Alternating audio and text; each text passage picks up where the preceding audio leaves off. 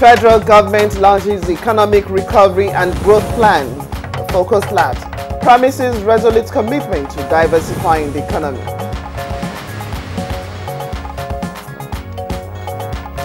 Citing conflict with the Constitution, President Muhammadu Buhari vetoes Electoral Amendment Bill 2018.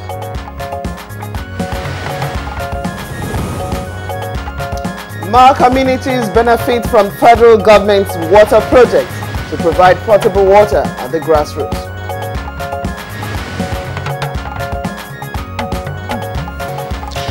On Good Morning Nigeria today, we focus on the raging controversy over the revised Lagos Land Use Charge Law, plus the sacking of U.S. Secretary of State Rex Tillerson.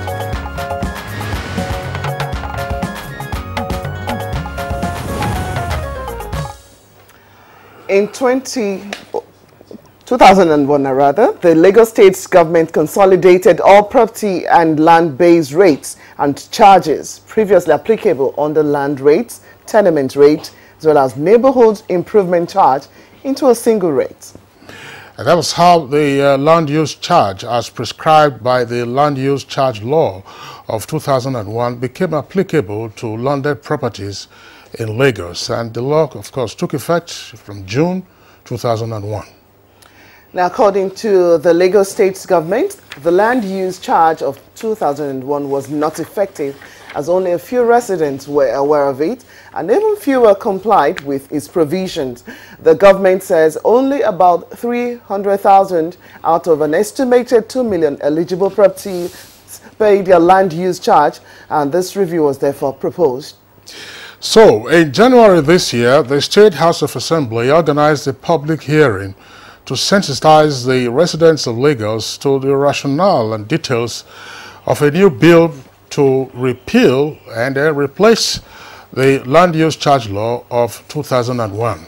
Now, the public hearing was an interactive session during which the House also received inputs from stakeholders. Now, though there were some complaints, though, as to the details of the representations. But those who made their representations included commercial businesses, religious organizations, non-governmental organizations, real estate professionals, as well as the media.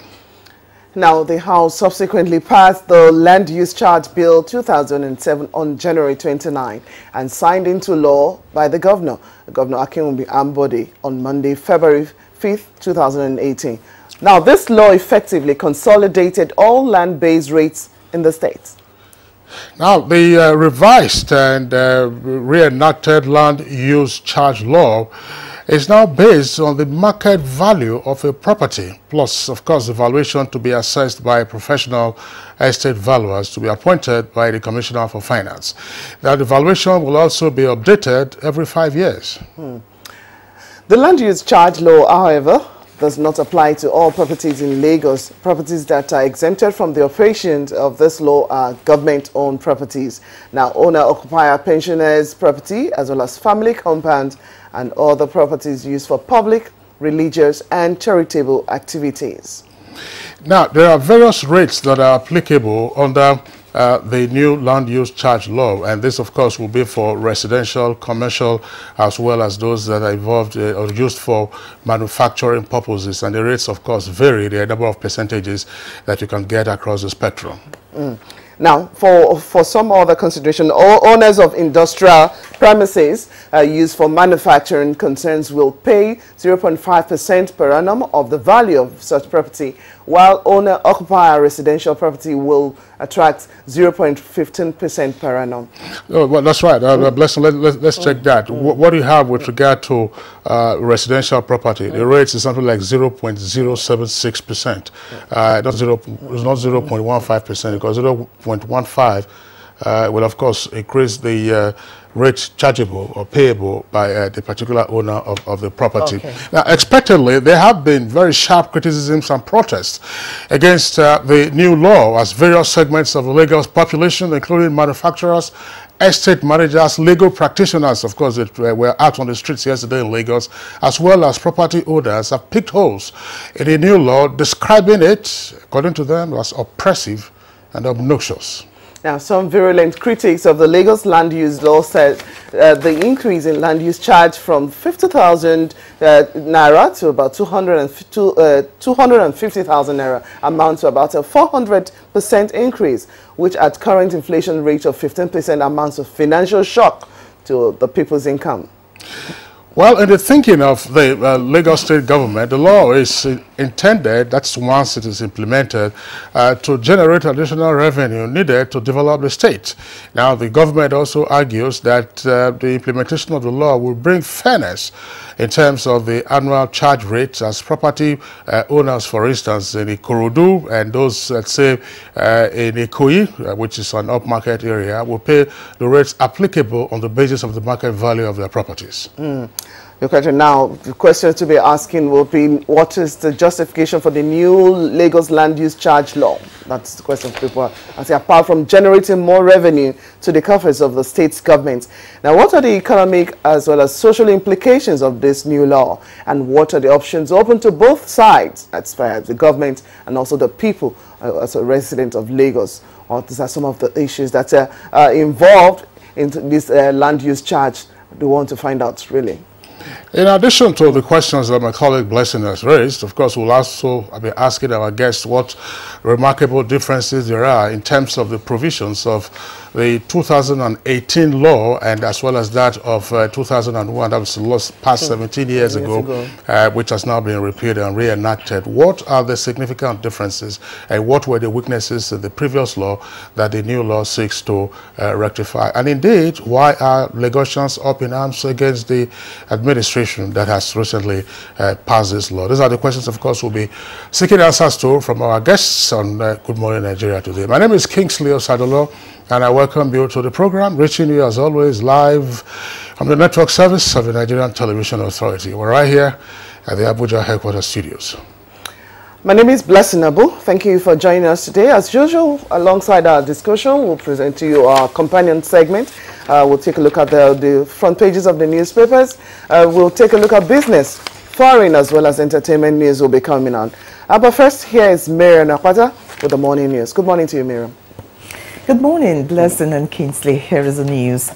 The federal government has promised to remain not only focused but resolute in diversifying the economy until improvements in the nation's economic indices translate to enhanced standard of living for all Nigerians.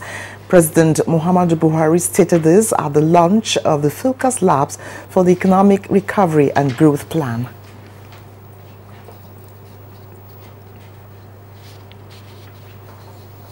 Creating a conducive business environment for investors, and the World Bank's ranking as one of the top 10 most improved economies in 2017.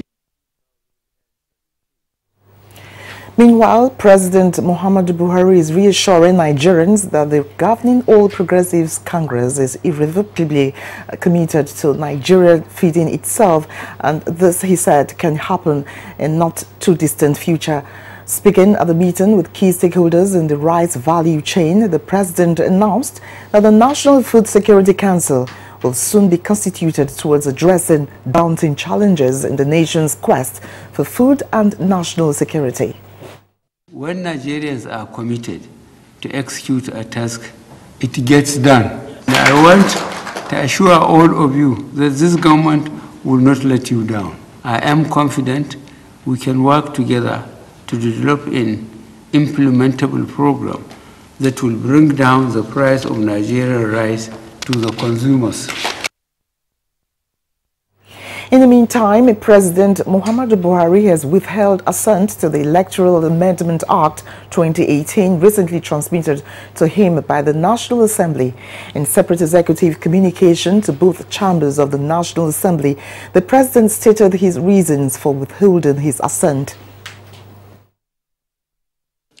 Some of my reasons for withholding assent to the bill include the following: amendment to the sequence of the elections in Section 25 of the Principal Act may infringe upon the constitutionally guaranteed discretion of the Independent National Electoral Commission to organize, undertake, and supervise all elections provided in Section 15.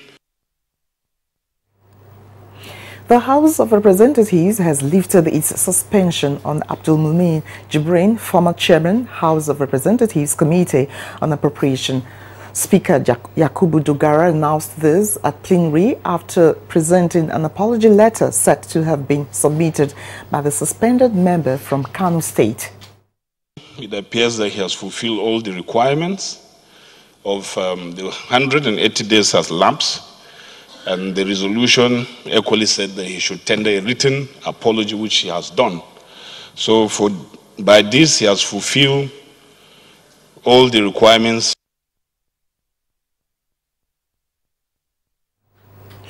Kazaure in Jigawa State has now joined the growing number of communities that have benefited from the federal government's water projects across Nigeria. The Jigawa State government is collaborating with the federal government to provide potable water for the people of the state. This administration is strongly committed to the provision of adequate potable water supply and sanitation to all Nigerians. The state government is willing and ready to put down whatever is required to see that these projects leave the drawing board. Nigeria and its environs will experience early onset of raining season this year, with drought during the raining season. This was part of prediction of the Nigerian Meteorological Agency released by the Minister of State for Aviation, Hadi Sirika, in Abuja. We are expecting that the dry spells over the country is likely going to be more problematic in certain locations, particularly Sokoto, Zamfara, Katsina, Kano, Kebbi, Yobe, and Borno. And then in this location, dry spell may last up between 10 up to 18 days.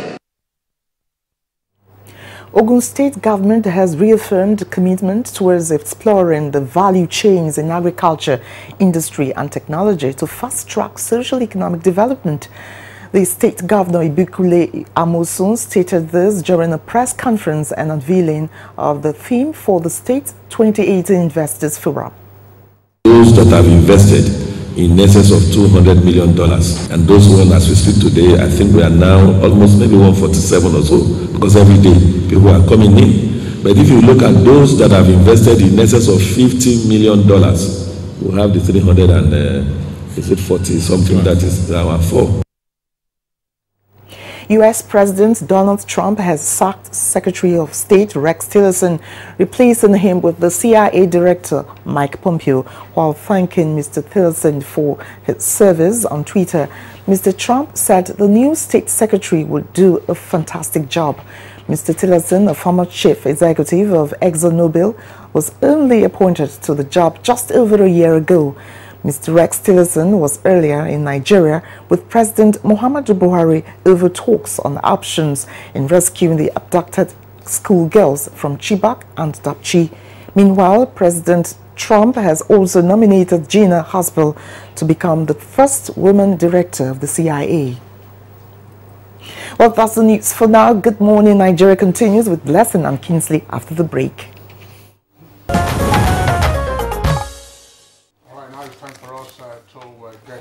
Business stories, and our correspondent Vivian Idepefo is right here with stories on the stock market, as well as the Honorable Minister of Finance, Mrs. Kemi Adeosun, and her current advocacy for African countries.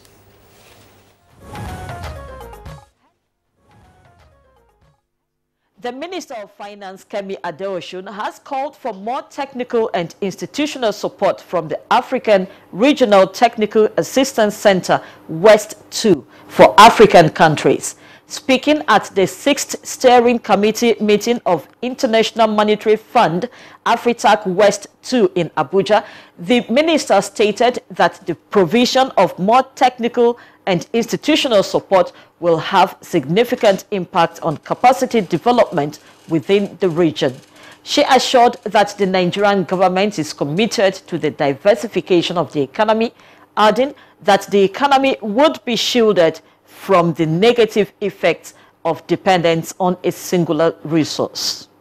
Not less than 230 companies converged on Abuja for the Nigeria-Tunisia Business Forum, which focused on creating strong economic partnership for both countries. Investors are looking to latch on this new relationship to maximize on incentives offered by the government of both countries. The current trade and investment pattern does not reflect the long-standing relations that we enjoy. A vibrant economy in its own region and the leader in the continent, Nigeria could serve as a strong partner for Tunisia, which is striving from its side to regain its position as a dynamic hub in the Mediterranean area. History has it that Nigeria and Tunisia have had cordial relations since the establishment of the Nigerian embassy in Tunisia in 1997. Your country's diverse economy, which is driven by manufacturing, medicine, mining, agriculture, and petroleum sectors, has a lot in common with Nigeria's.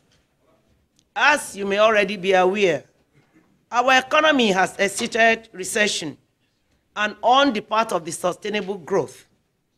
This is therefore the right time to invest. Moving on now to the stock market, where the Nigerian equities inched up marginally by 0.04% Tuesday, as the all-share index closed at 43,073.42 basis points. For the latest closing figures on the Nigerian Stock Exchange, here's a graphics representation.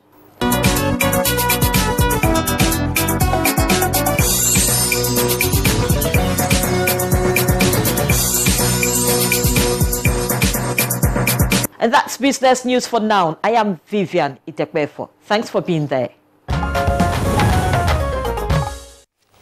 Thank you very much, Vivian Itekbefo. Up next for us is a look into the front pages of our newspapers this morning.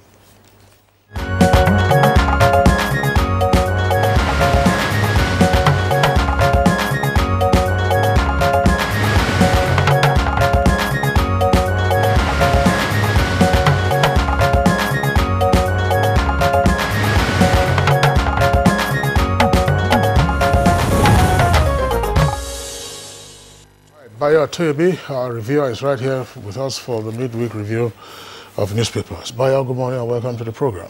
Thank you, Kinsley. Good morning. Good morning, Blessing. Good morning. Good morning, Nigeria. All right. Okay, let's begin with you, Blessing. All right. Okay, let's start off with the Punch newspaper. I have leading for the Punch newspaper this morning. Benue, Zakika, Buhari queries Inspector General of Police, demands full report of police operations. More details on page 11. Now, Lagos say no to billing taxes, and there are other raft of placards, messages on the placard being carried by protesters right there. Nigerian Bar Association orders protest, one ambody against new land law. More details on page 5. Now, just above the nameplates for the Punch newspaper, Senate House consults as Buhari rejects elections reordering. More details of that on page 3. And on page 12, you find a story on the girls' abduction. Bring back our girls, threatens to sue federal government, and reps begin probe. But just above those stories too is United States President Trump fires Tillerson. More details about that on page 11. Still on the electoral rejection of the Electoral Act amendment by the president. That's the story leading for Blueprint as well this morning. Election sequence. Buhari rejects Electoral Act amendment. Two writers to that story will follow due process. This comes from Senate. And the People's Democratic Party saying, we are not surprised. More details about that on page 6. Still on the story of rejection for the electoral bill. That's you'll find at the foot of the page, but just below the photograph, you have the front page of the Nigerian pilot. Buhari rejects electoral sequence bill. More details on page 6. Kingsley. All right. Now, the story of the presidential veto of the Electoral Amendment Bill 2018, that's the lead story for this day newspaper. It's also the lead for the Daily Sun newspaper. You have a number of writers to those headlines in the two newspapers. Let me just take that of this day first. It says 2019 polls take center stage, and Buhari vetoes Electoral Act amendment. National Assembly moves to override veto. That's the first rider. Another rider says legislature has no business changing order of polls, insists Senator Adamo. Now, there's a third rider there, and this says Senate makes concession to screen CBN deputy governors and monetary policy committee nominees. That rider is to that particular headline. And for Daily Sun newspaper, it comes with a kicker: Order of Election Saga 2019. Buhari National Assembly head for showdown, and President rejects Electoral Act amendment amid mixed reactions. You'll hear from us. That's according to the Senate. Details of that story can be found on page 6. Now, there are other stories there similar to the two front pages of This Day and Daily Sun. An earpiece beside the nameplate of Daily Sun: 25 killed in fresh attack in Plateau. That story is on page 4. That story is also there on the front page of This Day newspaper. It says another 25 persons killed in fresh attack on Plateau village. House to probe killings and begin investigation of Dabchi abduction. That story jumps from the front page to page 10. And lastly, from the front page of This Day, the story we are taking there says Trump sacks Tillerson after Africa visit. And then back to Daily Sun newspaper. Bayo, let me just take all the headlines and I will come to you. We have this on the right-hand side. We'll take this headline. It says presidential amnesty. That's the kicker. Buhari fires Boro, appoints Dokubo as replacement. That story is on page 11 in greater detail. And then just below the photograph there on the front page and above the strip advert also on the front page says reps recall Jibrin from suspension 18 months after. That's on page 11. Well, that is a potpourri of all the various headlines. So where do we start? Let's look at the human interest angle.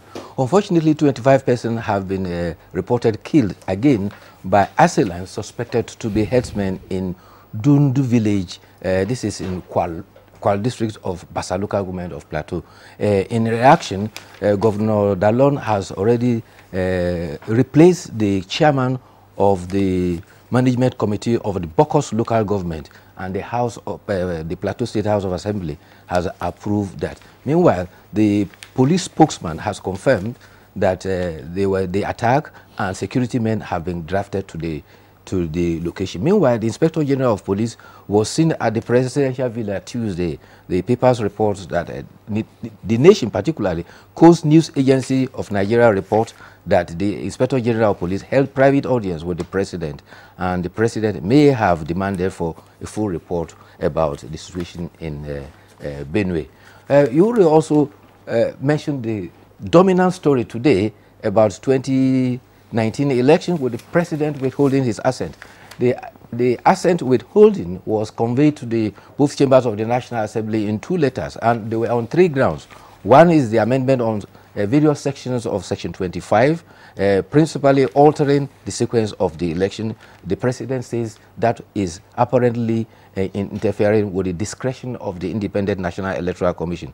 The second ground also is on the Section 138 that has deleted the grounds upon which election may be challenged by some candidates. The third is Section 152, subsection 3 and 5, which has implication for the competence of the National Assembly to legislate on local government elections. So the Senate has reportedly taken the option of seeking legal action before they will take any action. The House, where the amendment originally emanated, is also expected to vote in defense of their position. But meanwhile, you may be recalled that the former chairman of the Independent National Electoral Commission, Professor Atai Rudega, had actually opined that there should be a race to the court to seek interpretation, because the amendment that is now the president had declared assent to was apparently in interference with the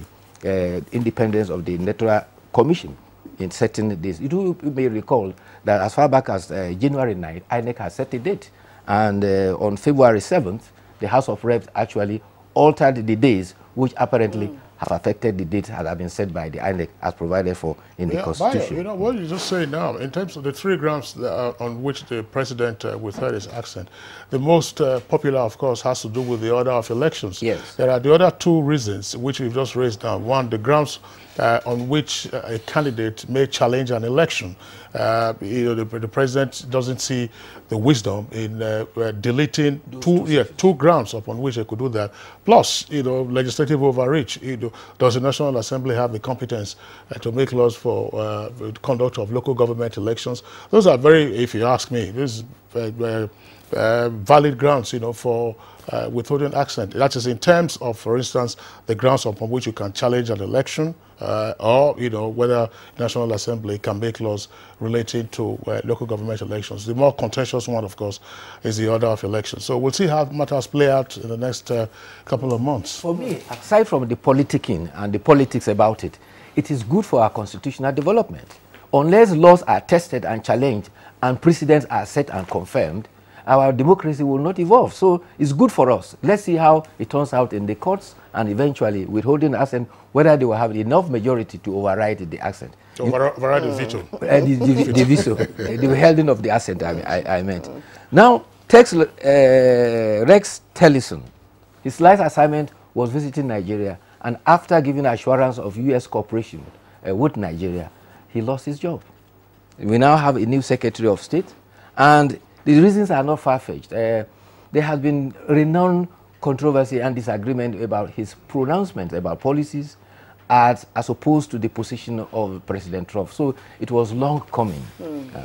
Yeah, Bayo, that's one of the issues we'll also be taking a look at in our discussion segment. You recall, on Monday, we actually discussed his visit to Nigeria, along, of course, with the Commonwealth, relevance of Commonwealth, and the Commonwealth Day. All of that took place on Monday. But, of course, he's staying on until the end of the month. Yes. That's what he said. And, of course, the new nominee will have to be cleared by Senate. That's the U.S. Senate. Talking about the Senate has now accepted to confirm the Nigerian Senate has now accepted to confirm the deputy governor of the Senate and 4 other members. This is to enable to screen, not to screen, yes, to screen and confirm in order to enable the central bank board attain the quorum required for the MP seat to meet. That's right. Bayo, let's take this editorial from Leadership newspaper. It's on page 3, and it's on the title is Private Universities and Youth Education. That's the editorial of the Leadership newspaper. In part, the editorial reads that the National Universities Commission, although the paper is referring to it as the Nigerian Universities Commission, the National Universities Commission must be aware that many of these schools use professors and other cadres of lecturers from public tertiary institutions to get accreditation. For this reason, there is need for the NUC to monitor these private universities, including public ones, on a regular basis to ensure that standards are maintained. Well, if you look at the population growth of students in Nigeria, then you see the rationale for demanding for more universities. But then we have to be very careful so that we don't spread and increase the universities at the expense of quality education. If you look at the statistics, as far back as 1970, the student population were about 15,000. By 2017, it has grown to 1.75 million. And if you look at the universities we have today, there are 70 private universities and 88 federal universities, and many more have been applied for. But however, the concept, federal and state universities. Yes. However, in fact, states now are clamoring for establishing university, only to turn around and ask for the federal government to come and take it over because they can no longer fund it. So there is the challenge for more universities to accommodate the increasing population. And also remember, only 14% of qualified students get admission into universities. So there's a critical balancing act to increase the universities and also not to sacrifice quality, because lecturers and professors, so I think lecturers and professors are not fine on the shelf. That's right. Bayo, it takes quite a while, you know, to train and to produce competent lecturers. Bayo Atoebe, thanks a lot for being around today. Thank you for having me. All right, it's Good Morning Nigeria. We'll take a short break now. When we return, of course, we'll be going to Lagos to see what's going on with regard to the contentious land use charge. All right, our correspondent Victor Azu has put together this background report as a prompt for our discussion this morning on the revised land use charge of Lagos State.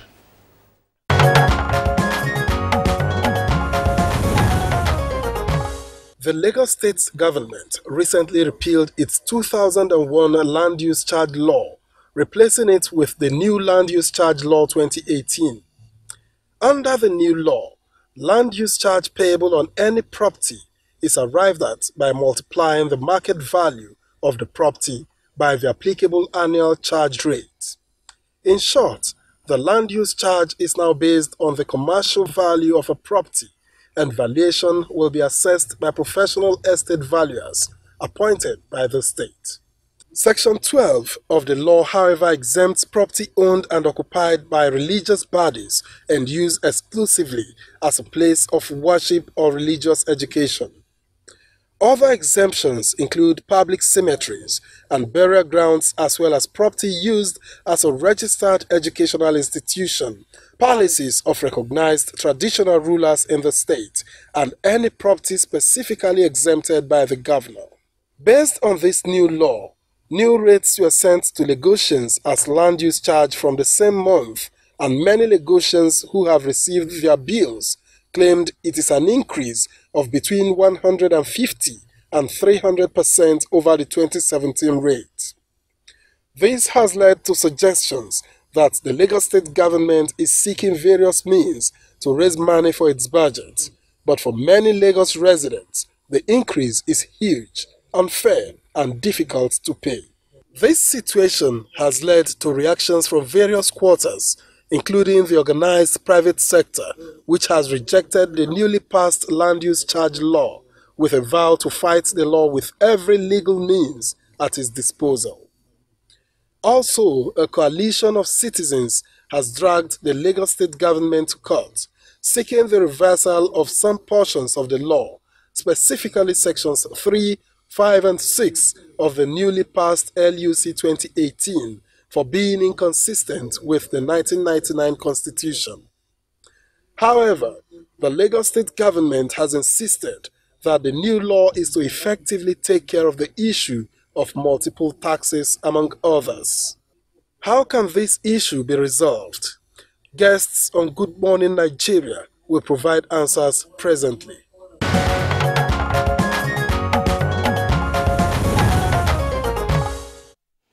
Thank you very much, Victor Azu. Well, this is Lagos, even though I'm in Abuja, and you get to hear from time to time as a slogan that you're welcome to Lagos, but no, this is Lagos. Well, join us to discuss the issue of this land use charge. We have a guest here in the Abuja studio, and we have other guests joining us from the Lagos studio. First, we'd like to welcome Mr. Chukwuemeka Eze. He's a familiar face on the program. He's from the Faculty of Law, Nasarawa State University. You're welcome to the program, sir. Good morning, thank you. All right, Chukwuemeka is, of course, is a tax law expert. From our Lagos Network studios, as Blessing indicated, we have two guests there. First, we'd like to welcome Mr. Fola Lasisi. He's a special advisor on taxation to the Lagos State Governor. Mr. Lasisi, pleasure to have you with us on the program. Good morning, thank you. All right, then seated beside him there is Mr. Timothy Olawale. Mr. Timothy Olawale is Director of Membership Services of the Nigerian Employers Consultative Association, NECA, one of the bodies protesting the revised Lagos land use charge. Mr. Olawale, pleasure to have you on Good Morning Nigeria today. Good morning, Nigeria. Let's begin the conversation with you guests in Lagos. Mr. Fola Lasisi, tell us some more. You're the special advisor on taxation to the Lagos State Governor. What is the justification for the repeal and reenactment of the land use charge that has kicked up quite some storm in your megalopolis? Thank you very much for that question. The revised land use charge law, which came into effect on 8th of February 2018, seeks to address a number of issues. Number one is fairness. And of course, the other issue is bridging the tax gap within the land use charge space. And how do I mean? The land use charge revenue in Lagos State as we speak is less than 10% of what is expected from that source. And with the new law, there is this arrangement, a regime of what I would call self-assessment, because this new law seeks to keep the rules and processes as simple and as clear as possible. So with the new law, there is a systemic formula that allows property owners to compute the amount of land use charge payable on their properties without having to wait for the bills to be served by the state government before making payments. So this will help the government to achieve a number of things. Number one, compliance level will increase. Number two, it will enhance the timeliness of collection of land use charge, and of course, minimize leakages of revenues in this particular area. And of course, this new law has introduced what I would call technology. So the new land use charge process is technology driven. And those are some of the benefits. Well, still with you, Mr. Lasisi, get into some more detail, for instance, with regard to self-assessment. If you say that one of the innovations in the revised law is self-assessment, why then the state government issue demand notices for 2018? It's an account of what various property owners in Lagos describe as the alarming figures that they saw in the demand notices that you'll be having all kinds of protests. Why didn't you wait for the self-assessment to kick in? And how does the self-assessment work? Thank you. As we speak, we have 703,000 records in our database for the entire state. That's a far cry from what we have in reality. So the essence of self-assessment is we will serve the bills in respect of the 703,000 records. Other properties that are yet to be enumerated, owners can now, within the comfort of their homes or offices, compute the amount chargeable to land use charge and go to any bank or use online platform to effect payment. That's the essence of the self-billing or self-assessment regime. All right, thank you very much, Mr. Fola Lasisi. Still in Lagos, let's bring in Mr. Timothy Olawale, Director of Membership Services, NECA, that's Nigerian Employers Consultative Association. Now, several groups already are up in arms against the government on this land use charge. What is the position of your group? Thank you very much. The concern of the organized private sector is basically the inequity and the far cry from fairness, because I hear government speak about fairness in the new process. The insensitivity of government in the new dispensation. These are our concerns. And I will buttress the point. A situation where land use charge suddenly jumped from what it used to be, not doubling the rate, but a business enterprise that was paying land use charge before. For instance, I have real examples here. For instance, in 2017, a business paid land use charge, and 2018, they were served a bill with increments of over 1,000%, 1,279%. I have another practical example here of over 800%. what manner of fairness is that? I've also heard government's justification about the need to increase government's revenue. Yes, that is desirable. But when you want to increase government's revenue, and you are also acknowledging the fact that a very negligible population of taxpayers are captured in the tax net, simple reasoning dictates that what you should do is to widen the gap at the tax net to accommodate more, especially those who have been evading payments in time past, rather than punishing those who have been responsible and compliant. These are our concerns. Rather than increase the rate out of the roof and kill businesses and visit untold hardship on citizens of Lagos State, what we are saying is that widen the tax net. That is one of the options. And bring in more taxpayers to be responsible citizens of Lagos, just like most of us are. All right, Mr. Lawale, thank you very much. Again, we'll come back to you gentlemen in our Lagos Network studios. Let's bring in now Chukwuemeka Eze. Chukwuemeka Eze, well, let's look at the law in broad strokes on a comparative basis. What is significantly different between the law that was repealed and the one that has been reenacted, 17 years apart? I think the rates, that is the one that concerns people immediately. The rates have, they are quite, there is a wide gulf. Now, I have on my phone a practical one sent to a resident of Omole Estate, Omofade Crescent, in Lagos, Omole Phase 1.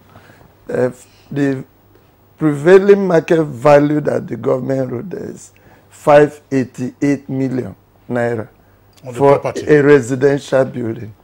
And they're asking the person to pay, it was sent on the date, 30th March. Person was told to pay about 4.5 million by 14th April, 15th April, exactly 15th April.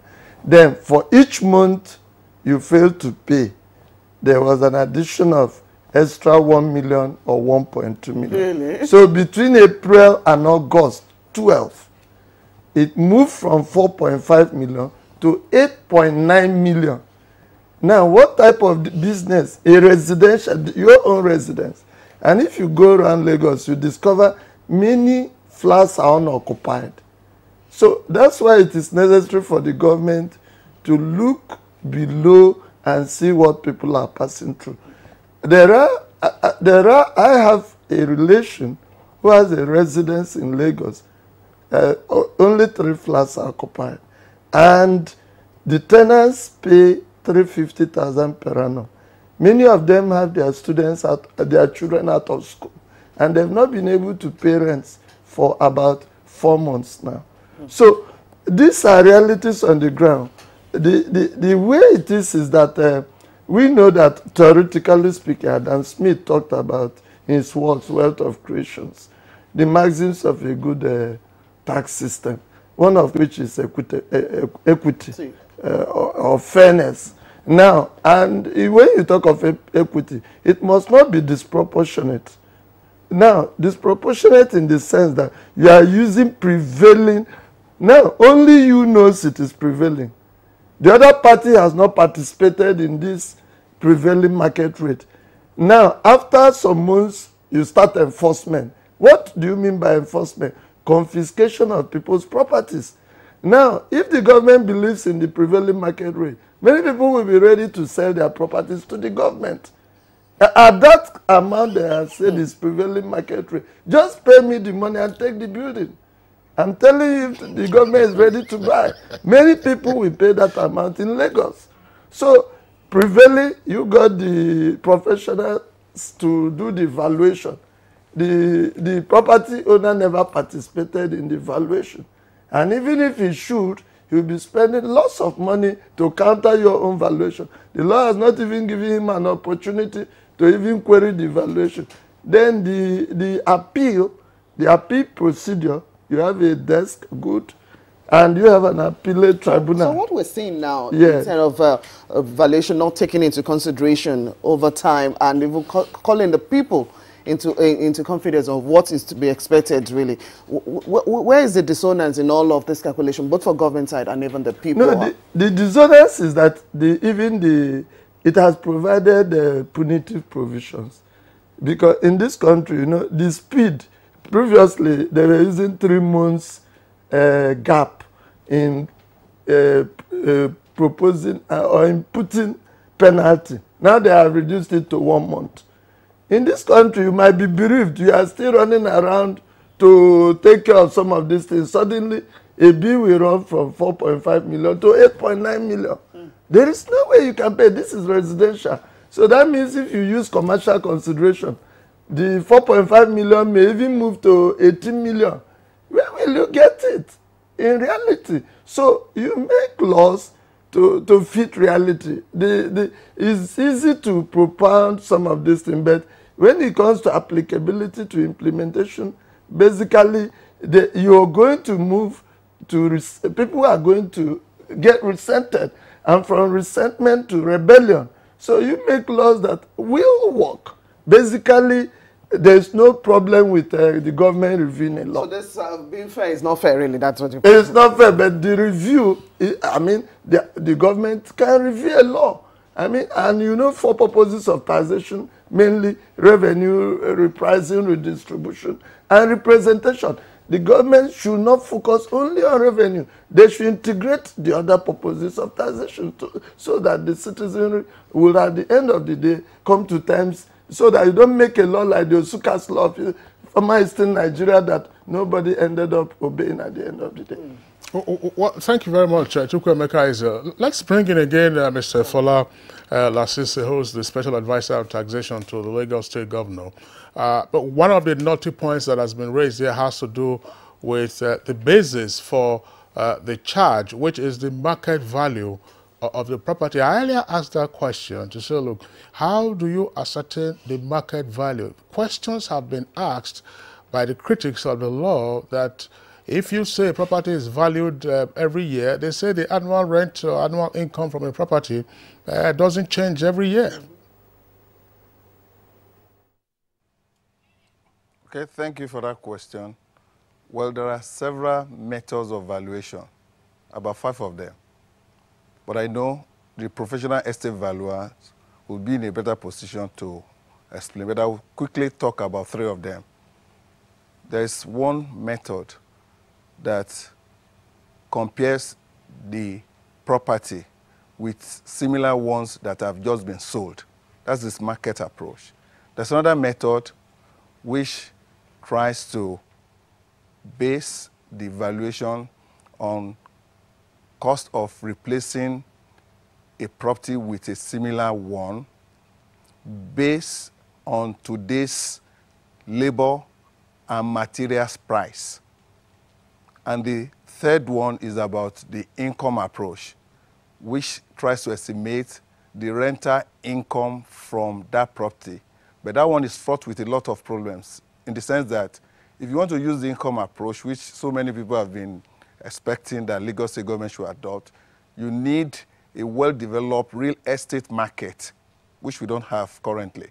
Then you need to estimate the operating expenses that that property owner will incur, maintenance costs, insurance costs, financing terms. What kind of financing is the owner of that property using to erect its structure?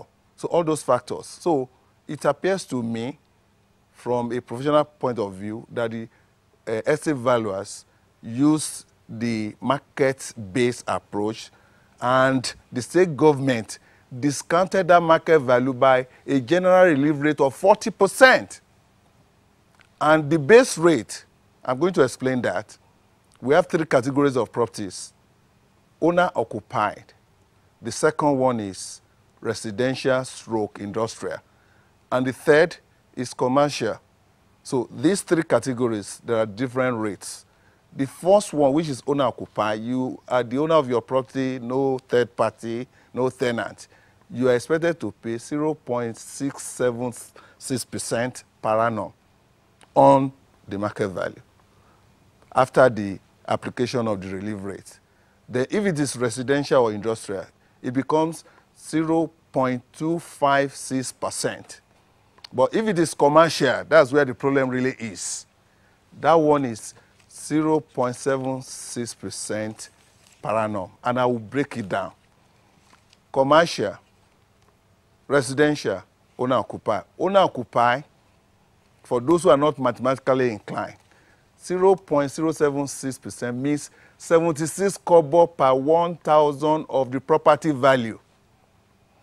So if the property is worth 1 million, as owner-occupied, the owner is expected to pay 670 naira per annum on 1 million naira worth of property. But in terms of commercial, it is 10 times greater than that of owner-occupied. That's where the problem really is. And I believe people should understand that what we have in the current law is almost the same with what obtains in the previous law. In other words, it was that same classification that we had in the old law. We only increase the percentage, the base rate. So if I have a commercial property worth 20 million naira, I'm expected to pay 90,120 naira per annum. But if it is owner-occupied, I will pay 9,120 naira per annum, which is 760 naira per month, for God's sake. So those are the bases. And the barrister alluded to one issue in Omole. I saw that bill on the social media, and let me just explain that aspect. You see, each time we go out for enumeration, our field officers are confronted with a lot of problems. People don't give them access. So in that instance, after several attempts at enumerating your property, if they cannot get into your property to do the measurement, and what do I mean by measurement? We need the land area, the perimeter of your land, because in the valuation process, we need the monetary worth of your land plus the monetary worth of your buildings. So on a parcel of land, if I have 10 buildings, I will only get 1 bill.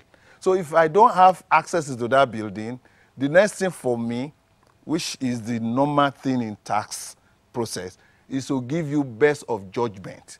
And if you look at that bill that is being displayed all over, you will see that we put property owner.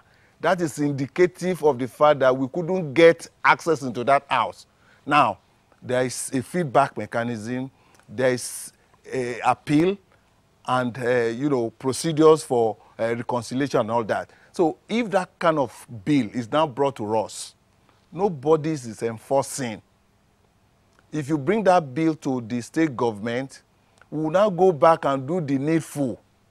I've addressed several of such cases in the last 2-3 weeks, where values based on commercial or wrongly classified will come down by more than 1,000%. So people should just come forward. We are partners in progress. Organized private sectors, there's an ongoing dialogue and negotiation.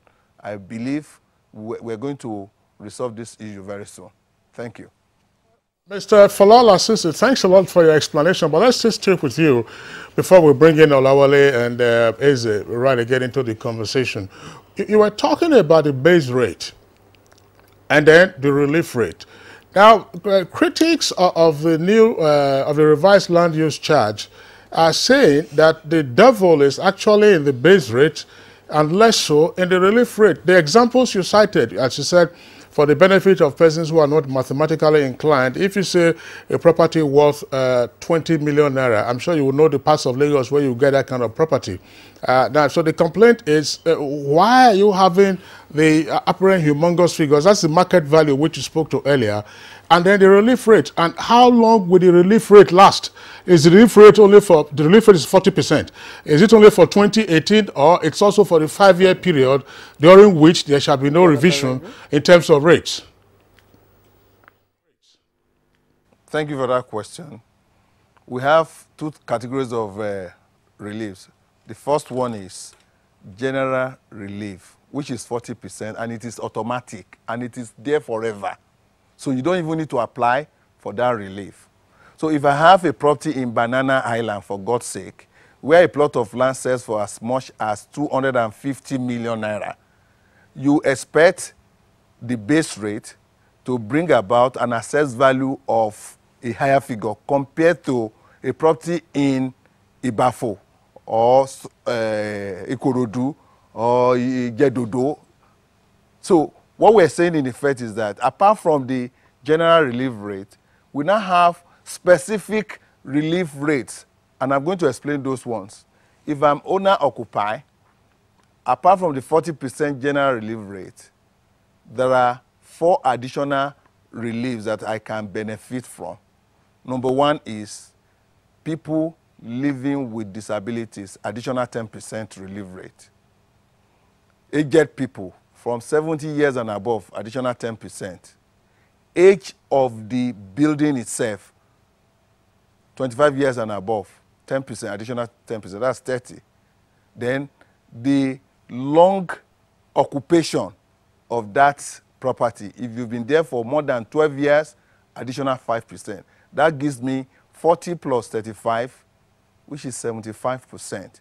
And beyond that, if you pay promptly, you are entitled to 15% further discount. So that is the issue. The issue really is not the base rate.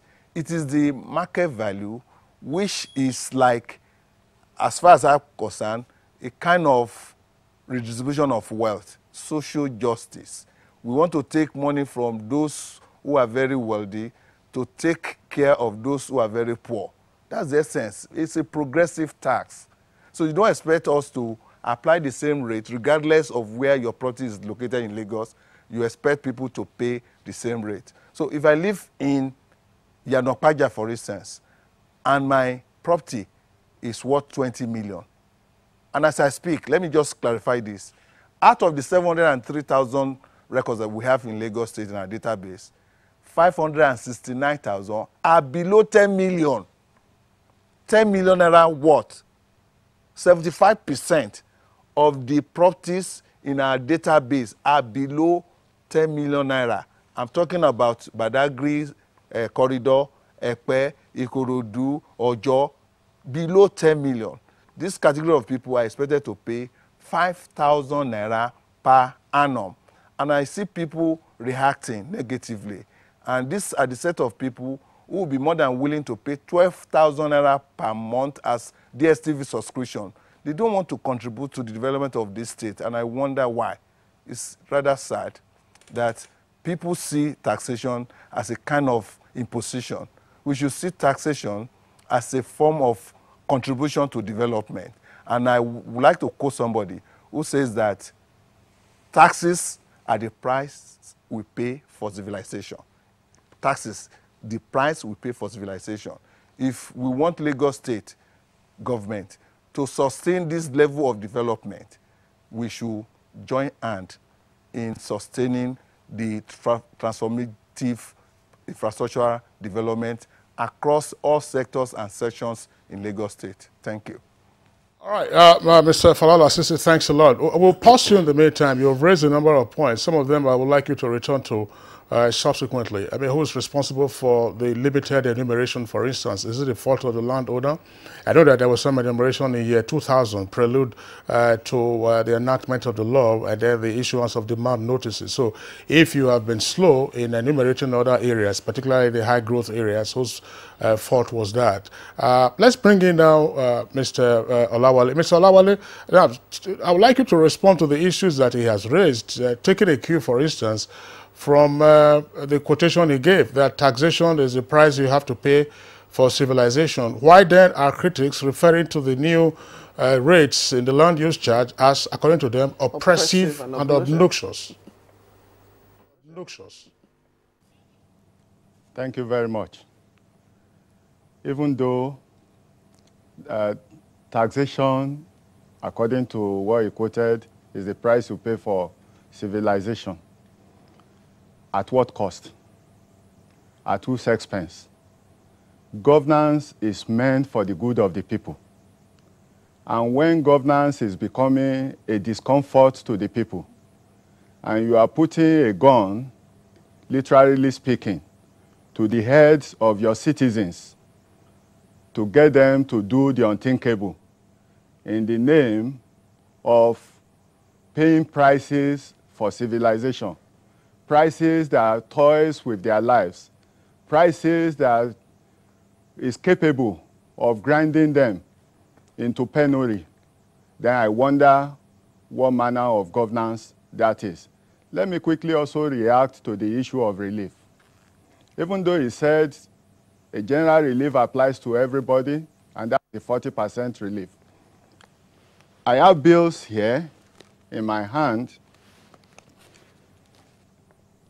What is usually indicated there shows the non-transparency of what government is doing. In the bill, where they have valuation details, it says market value, less general relief rates. And when you look at the market value that is quoted, I dare say that it is way, way above the market value of the properties in question. Professional valuers were said to have been engaged.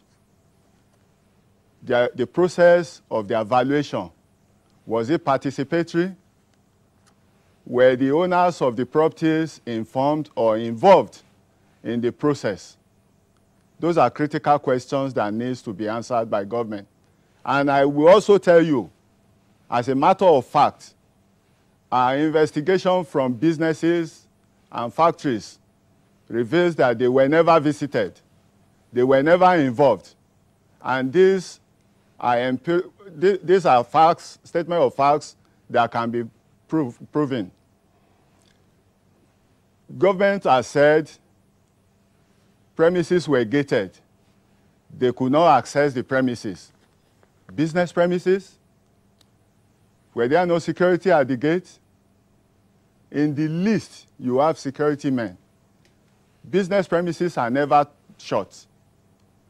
So probably that excuse, even though it is very lame, might pass for households or individual properties, but definitely not business premises. You also read out other reliefs that are only known to government, which is also the issue of transparency. These reliefs are not in the public domain. Nobody knows about them. And if you are not trying to be smart, why not make it public knowledge so that people will know what they're entitled to? Even the 40% relief, I also want to say it is not automatic. The law says it is at the discretion of the finance commissioner to grant or not to grant it. So what automatic is the fairness in that? Even if I meet the conditions of applying for it, because the law says you have to apply for it. If I meet the condition of applying for it, must it also be subjected to the discretion or whims and caprices of the commissioner for approval? So what is the basis? One other thing he said was the issue of the processes of engagement, which he made allusion to briefly. Even though we are talking now, but like I usually say, discussions or consultations should have preceded legislation. The process leading to this particular enactment of law was far, far, far from what is desirable. Government has said they consulted widely with stakeholders, but has come short of stating those stakeholders because the 5 arms of organized private sector in Lagos State, NECA, MAN, NASIMA, NASME, NASI, were never consulted. And these are representatives of businesses. The House of Assembly public hearing, we got wind of it 2 days to the event, and we still mobilized ourselves to attend. But I also dare say that it was a charade and a process or event to fulfill all righteousness. Because besides the fact that we were boxed into a 2-minute presentation, and despite the vociferous protests from stakeholders against most of the provisions of the law, what eventually became the outcome of the process was a premeditated law. The inputs, both documented and oral submissions to the House of Assembly were never factored into it. And as I speak, it was just as if government had made up its mind what it wanted to do, and it went ahead to do that. That is far, far away and is below the standard of best practices when it comes to legislative procedure. Thank you very much, Mr. Olawale. Now, let's get back to Mr. Chukwuemeka Eze. Earlier on, you talked about this position of the law actually bringing some kind of disincentive to people investing in property. Alongside other issues already raised by Mr. Olawale, what other concerns do you think should make the Lagos government have a listening ear? They've already said stakeholders were involved even before this actually took off. But it's as if we're hearing different dissenting voices over disagreement. I just want to get something clear, that the Lagos state government should not see this matter that those opposed to the rates or some provisions are opposed to taxation. That would be fallacious. And thinking in that direction, we get things wrong. Basically, I teach law of taxation, and nobody will be against taxation. And I will not be against taxation any day. But there is what is called over-taxation.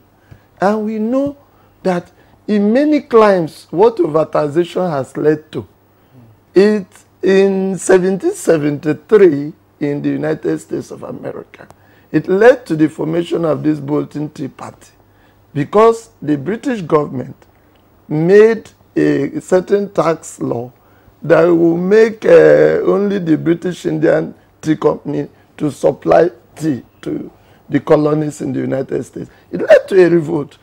Now, if you look at the French Revolution, there was over-taxation, which metamorphosed into, though that was not the only factor, but it played a key role.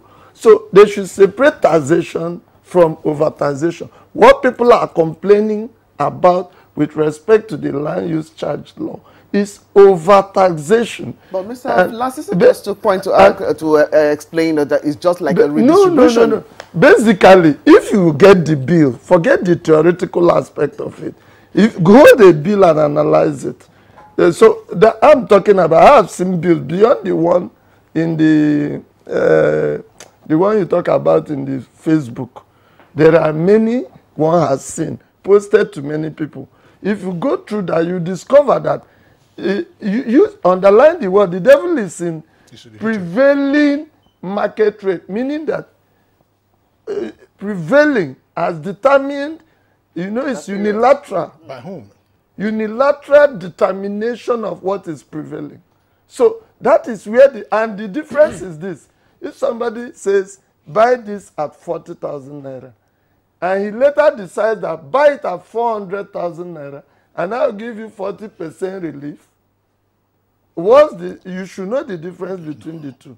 It therefore means that if you are buying at 400,000 naira with 40% relief, will you prefer that than to pay 40,000 naira? So the difference is so humongous.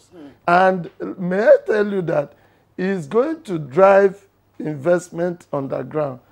And before the Nigeria Bar Association Ikeja branch decided to embark on demonstration, they debated it, and Ikeja branch, you have people like Femi Falana, senior advocate of Nigeria, Dele Adesina, senior advocate. These are not flippant minds. So they sat down, did the analysis. Lawyers don't easily rise for a thing. How many issues have you seen lawyers to just rise up and take a position? They debated it in a Congress. all manner of analysis we are doing. Some lawyers are also accountants. Some are tax consultants. After doing the analysis, they came to a point that this, I mean, the rates are, they are suffocating. And definitely it will drive prices overboard. So it is not the review itself. If the government can just bring the rates down and give room for graduated payment and remove the punitive this monthly, you move from 125% penalty to 150% penalty the second month, you move to 200%. If you are imposing this on somebody, you are more or snuffing life out of the person. Is it necessarily the case? We have a number of tweets that have come in already. We will take those tweets now. And Falola Sisi, just be on standby because there are a lot of questions for you to respond to, and indeed the other guys. Daily Jack Solomon has this tweet, and it says the minimum rate that is on the land use charge has been increased from 1,200 as it was in 2001 to 5,000. Now, why that? In other words, minimum rate, that's the least you can pay as land use charge. In 2001, the late Jack Solomon is writing was 1,200, now it's 5,000. Why there's provision for self-assessment and assessment tribunal under the new law. But the Lagos must allay the fears of that the new law might force landlords to increase rent. Now, I'm saying the land use charge rate was totally inaccurate and retrogressive and was depriving government of keeping track of all economic activities that relate to land in the state is not bad. However, the Lagos state government must endeavor to alleviate the sufferings of Lagos residents. Right, Kingsley. Willie Eselebo has this tweet. He says, I wish Lagos state government is also paying land use charge for its offices and properties. It is then they will understand the burden of taxation. Chibuzo Jonathan has this tweet. I love Lagos, but why is it easier to receive than to give? Please, with much respect, help me ask Governor Ambode why it is very difficult to get CFO in Lagos. Now, this Lagos government is taxing Lagosians too much, just like Agberos at every Lagos bus stop. I must confess that all these taxes are just telling us to be corrupt in Lagos because as a Lagos resident, I can't get 400% income rise unless I do my business in a corrupt manner. People up there don't just know what we face down there. Well, this Twitter is Sam. He said, why is it that when it's something that will benefit the government, they will pass it without due consultation? Lagosians should say no to it because this is another way for the high and mighty to acquire more properties for themselves. Festus Akimboyewa tweets, it seems the new Lagos land use charge law, as it is now, is retrogressive by design. I was born in a rush. While it is understandable that Lagos needs money to fund its over 1 trillion naira budget, the new land use charge law will be a significant factor in poor people's finances. Now, from Olure Ashavi is this tweet. Mr. Lasisi, you have no point at all. Please tell us in details what Lagosians are to gain. Government can't just leave and overnight jump into conclusion of extorting its citizens. This is just genocide. Amogbola Hombabs tweets, there is nowhere, even in developed nations, where development is not pegged to tax payment. However, government must deploy a tax mechanism that has a human face. It's good Governor Ambode has said government is open to dialogue. We must engage the public to arrive at a compromise. Another tweet from Festus Akimboyewa says, Lagos land use charge is ill-conceived, especially when the federal government has given Nigerians a time-limited opportunity to declare their assets and income and regularize their tax status. Lagos property owners are now caught between VADES and Lagos land charge law. Not fair. The new Lagos land use charge could lead to job losses and increase in the price of other goods. Also, it's the poor people that will suffer the burden of the new tax. Lagos state government should instead consider mansion tax, which would create a more progressive tax system. Ogundele Ido tweets, I wonder why many were jolted by the new Lagos land use charge. A state that announced an unprecedented 1 trillion naira budget, and we need every single angle, including tax and exploitation, to fund it. In the end, tenants, not landlords, will bear the burden. Awunuji Joshua says, says Lagos State government has good intentions, but it will be difficult for the people to afford the rates. As a leader in good governance in Nigeria, Lagos government should please be sensitive to the financial capacity of the common man. Lagos government should please listen carefully to the concerns of their people and professionals. Law is reasonable when people can abide by it. Elites should go down to the people and assess their situation. The truth is that people are suffering. Don't worsen their situation. Obabola Babs has this last tweet that we're taking in the meantime. It says, there are 101 ways to kill a rat. You don't burn down the house to do that. Agreed, a lot of taxable persons and companies evade tax, not only in Lagos but across Nigeria. The Lagos State government must first ensure how to widen the net of those who are supposed to pay tax. So those are the set of tweets that we have in the meantime. Mr. Falala Sisi, let's go back to you in Lagos. We have another topic that we are discussing today, but of course you have listened to the comments of the other two guests as well as the tweets. If you want to respond, because I have two sets of questions to ask you in terms of properties that are exempt or persons that are exempt from the land use charge.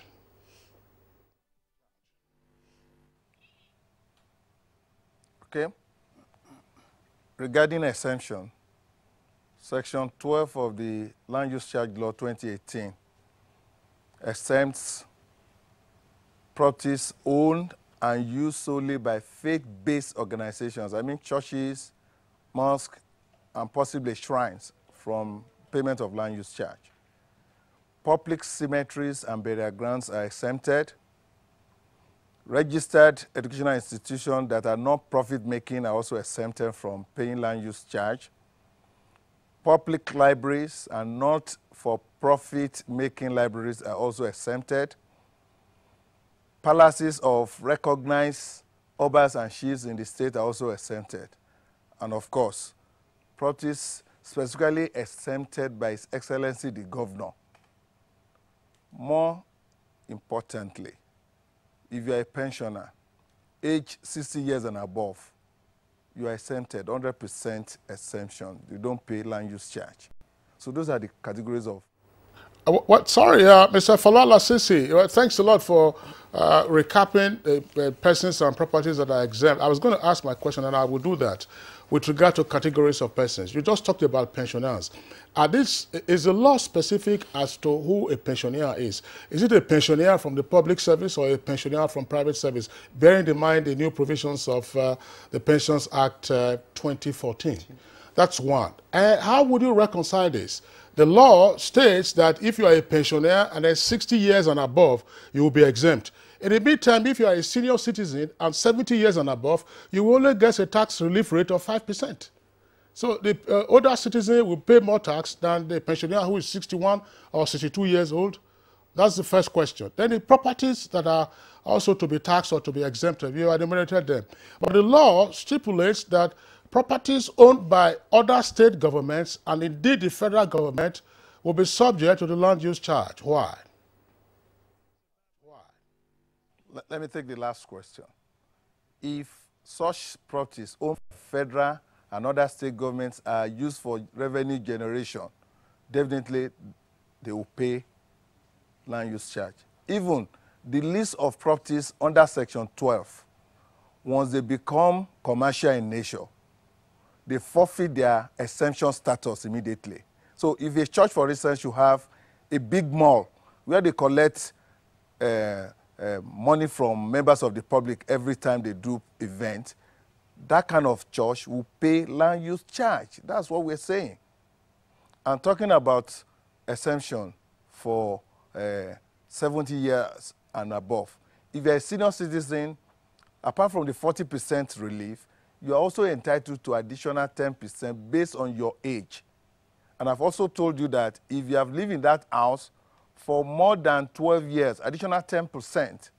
If the structure has been built for more than 25 years, additional 10%. So there are various opportunities for release and exemption. And if you pay promptly, additional 15% discount. So those are the options left. But in respect of the general relief, you don't need to apply.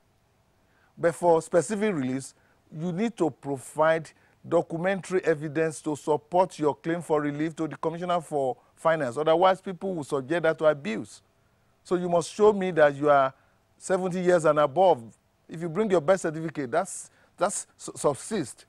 But for us to now accept that everybody who is 70 years, whether it is factual or not, should be given that relief automatically is, to me, very wrong and cumbersome. Sorry, Mr. Lasisi, Blessing, I know that you want to ask a question. You know, but just we have no time. I just talked about the distinction between the pensioner. Is it a pensioner from the public service or a pensioner from the private sector? And the pensioner is 60 years and above. How do you relate that to what we have in the Pensions Act? Well, with the new Pension Act, it applies to both private and public. You see a lot of people retiring before the age of 60. So they are pensioners in their own right. But the law is saying, unless you are 60 years and above, you cannot claim exemption under this law. So if you are 55 and you are a pensioner, you are just retired, and you come forward, that exemption will not be granted until you attain the age of 60. That's what the law says. All right, thank you very much, Mr. Lasisi. Well, just final questions to Mr. Timothy Olawale there, and also to our guest here in the Abuja studio. Now, for this land use chart to have its own human face, moving forward, definitely we can continue with this first here, first there. Really, what do you see, or what is the organized private sector proposing going forward? Thank you. Let me start on the note of saying that the organized private sector is not averse to a review.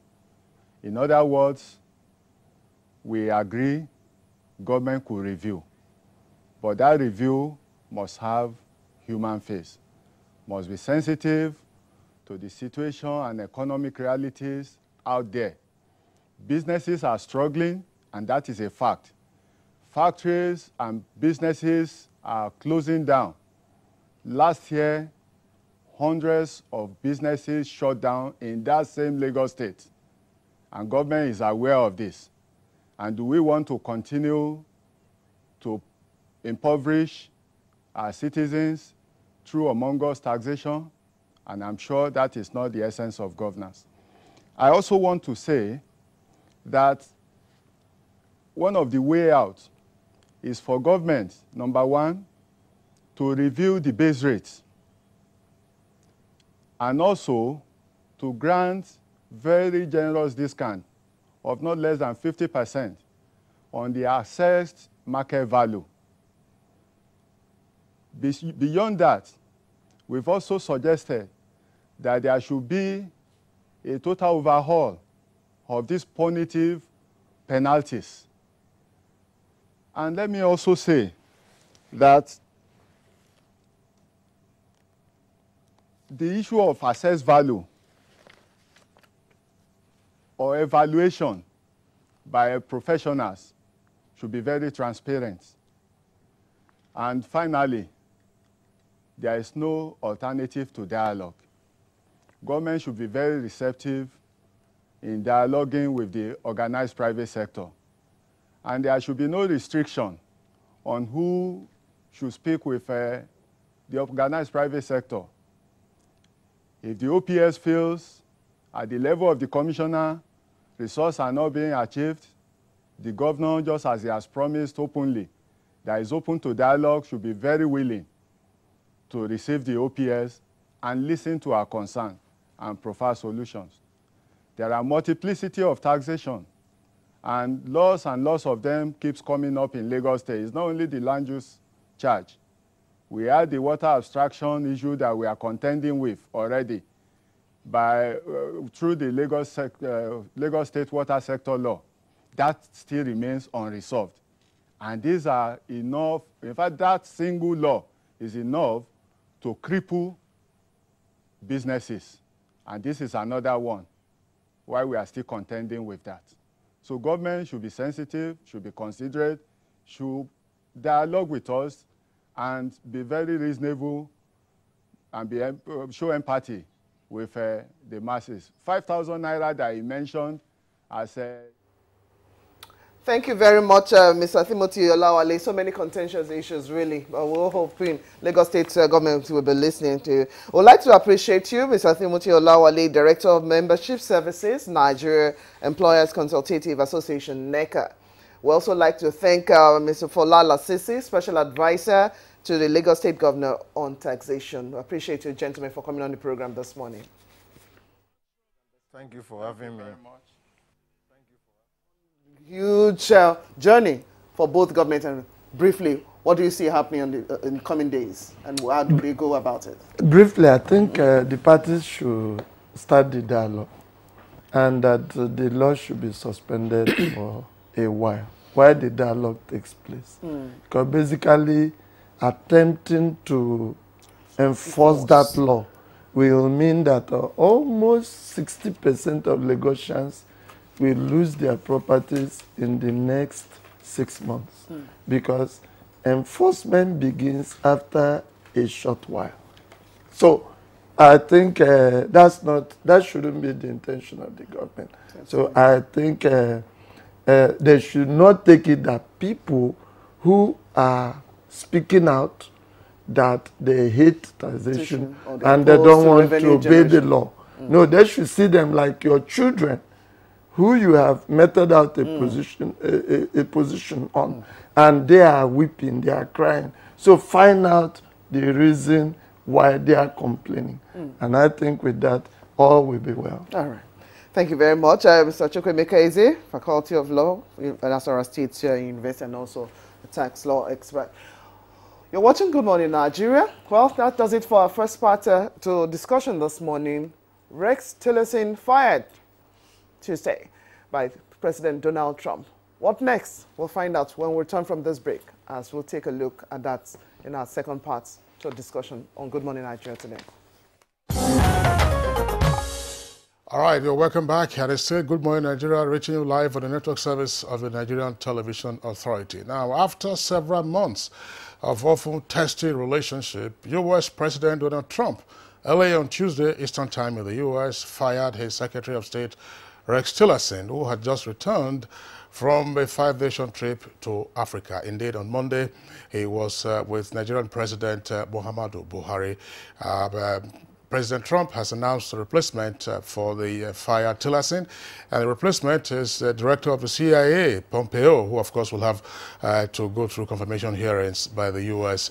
Senate. We are discussing the implications of the exit of Rex Tillerson. And one of the guests who was with us on Monday, when indeed we discussed his trip to Africa, is back here with us now in the studios. Ambassador Usman Sarki. Ambassador Usman Sarki was Nigeria's deputy permanent representative to United Nations. Ambassador Sarki, pleasure to have you again.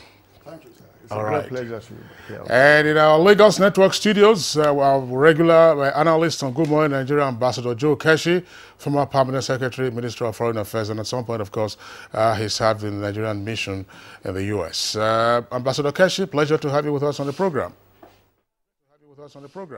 Good morning, Kingsley.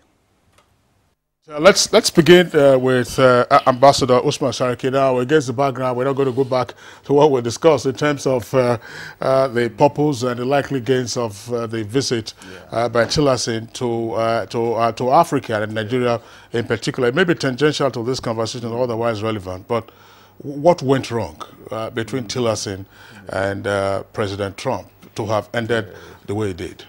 Well, everything that could go wrong went wrong. that is on the surface. Remember in October, Rex Tillerson, I think, gave a sort of an overview of his tenure in office to the Department of State Press Corps, where there was some sort of a statement or remark he made against his boss at a meeting in Pentagon. He called him a certain unflattering, uncomplimentary name.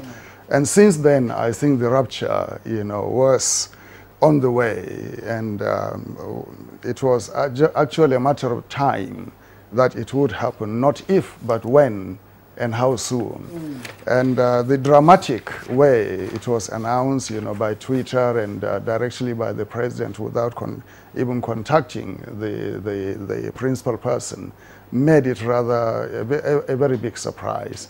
But everybody who could read, between the lines and follow trends in the White House and the Department of State saw it coming, actually. So it wasn't a big surprise that it came. Okay, let's get to Ambassador Joe Keshi. Well, for many, this departure represents the biggest of the staff change in the Trump administration. Did you see that coming as well, at least from your view as a diplomat yourself? And what do you see? What do you see this doing in the already seemingly volatile administration of Donald Trump? Well, I think so many people saw this coming. It was a question of when, not just because of the fact that, the statement that was credited to the outgoing Secretary of State calling the president a moron, but there were serious disagreements in terms of policy. There was no synergy between the White House and Tillerson's State Department.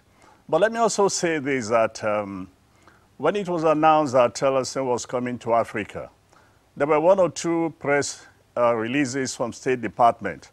And what struck me, and I think I said this in another interview, that I did not see the approval of the president strongly in these statements. And I said to the interviewer, I said, I sincerely hope that Trump approved this visit, and this visit to Africa is not the idea of the State Department alone. That if this was the case, I fear that there might be some challenges, with the whole trip.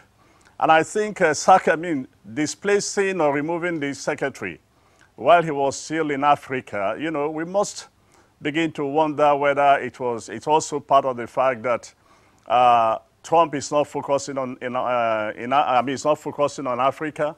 There are more serious challenges, and again, this probably, expanded the disagreement between the two parties over policy issues.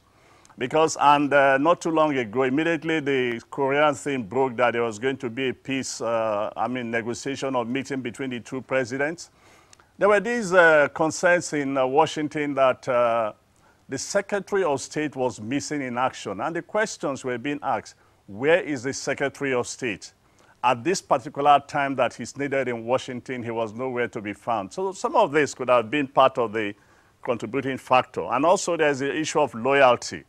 When you look at the way Trump acts and behaves, for many years, this was a gentleman that ran his own business the way he wanted. And everybody in the Trump organization was loyal to one man, to Donald Trump. And as president, he still demands that everybody in the institution should be loyal to him. And among those who they fear was not totally loyal to him, who sometimes challenges him and disagrees with him on policy issues, is the outgoing Secretary of State. Ambassador Keshi, thank you very much, Ambassador Sarki. Let's, assuming the point about North Korea is one that was really on Donald Trump's mind, of course, it would have been a raft of issues. If you recall last year, while the North Korean leader and the U.S. presidents were hurling insults at each other, Rex Tillerson appeared to have had a stabilizing voice. While Donald Trump was threatening fire and brimstone, and threatening to incinerate the whole of North Korea, Rex Tillerson indicated that you needed diplomacy. And now that Donald Trump has come back again, as it were, to the diplomatic option, why would that then be a point against him, to fire him, as we indicated there are other issues? You're quite right. Actually, Donald Trump, while his Secretary of State was speaking with the Chinese, the Japanese, and the South Koreans in terms of getting a diplomatic way out of the impasse, his president, his principal, was saying he was wasting his time. And that was actually pulling the rug from under him and second-guessing him. That did not help, and it didn't go well with the Secretary of State. And also, now that he had actually nudged through the intense pressure that this Department of State under Tillerson brought to bear on North Korea in order to bring them to the table. And now that they have got the horse to the river, Suddenly, it turns out that the strategy and tactics of Tillerson was actually not in keeping with what the president wanted. So I think Trump wants the credit to himself, that he, through his pressure, through his blustering bluff and, loud and, public pressure on the North Korean leadership, brought them to the table. That is what he wanted. And I think he wants now somebody who will be at the helm in the Department of State, who will carry the process forward from here in terms of ensuring that when they sit with Kim Jong-un on the table, the desired objective of Washington will prevail and not that of the Democratic Republic of Korea. It's very important now to see who will give him that. And it seems Mike Pompeo will be the man who will garner the resources, intelligence, military, reach out to the Congress, and then use the pedestal of the Department of State to produce the result that Trump wanted. In North Korea, Trump actually wants to remove one obstacle in order to concentrate on a more troubling sphere for him, and that is the Islamic Republic of Iran. So the strategy is to neutralize, get rid of the thorn on his side from North Korea, and then concentrate on the big challenge. And I think three people will deliver this thing to him. One, Nikki Haley in New York, the permanent representative, Mike Pompeo, and the new CIA director, Gina Haskell. So he will bank on these three people who have some extremist views on the issue of Iran. One, to tear up the agreement between the six powers, the United States, the UN, and others, and Iran, and two, to expand the vista of disagreement with Iran to include even ballistic missiles, missile testing, and other things. So he is preparing for a big struggle, big showdown with Iran. Right. So the North Korean issue is just a sideshow for him today. Okay, fine. Yeah. Thank you very much, Your Excellency. Ambassador Joe Keshi, now let's take a look at what has transpired. Well, why not undermining the desire of Washington in seeking stronger ties with its allies wherever? Rex Tillerson was in Africa, and of course Monday he was able to meet with our president. You raised a concern really about what position, the kind of policy that is coming to Africa from the Donald Trump administration. What do you see happening in in days to go by on the issue of African policy and whatever it was that Rex Tillerson was able to discuss with our president here? Well, look, the man has just been relieved of his appointment before he even gets out of the, before he lands in the U.S. And so given the, the lack of synergy, sometimes the Secretary of State and his president doesn't speak, you begin to wonder whether President Trump is going to grant him even an audience to present his report or his briefing to him on his return from Africa.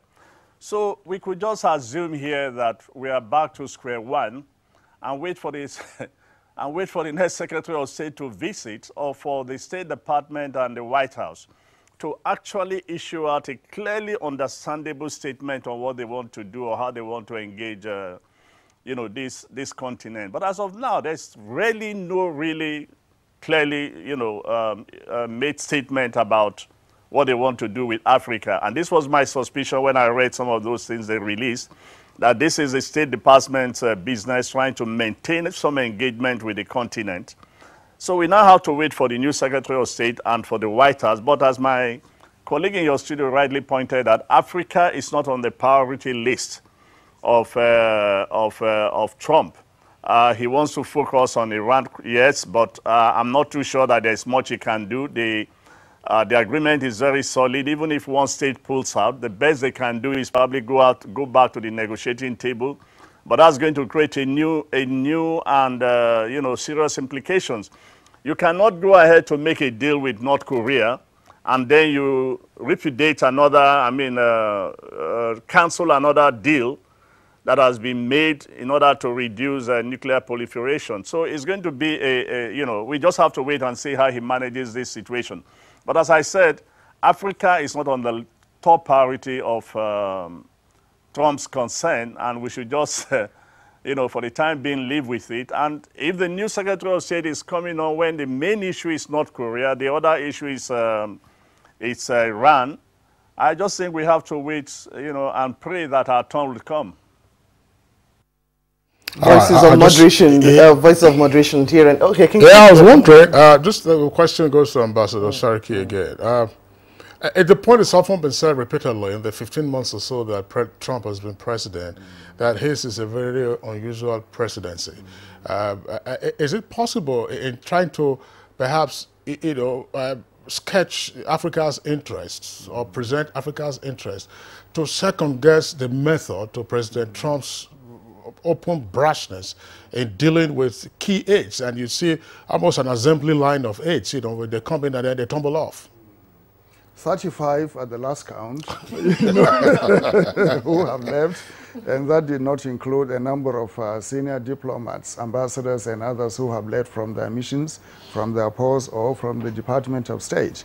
But one critical fact is, since coming to office, the Trump administration did not pay, like my boss, Ambassador Keshi, rightly pointed out, he didn't pay much attention to Africa. First of all, he didn't have much business interest before becoming a president in Africa. And secondly, he did not come with a team consisting of Africa experts in his team.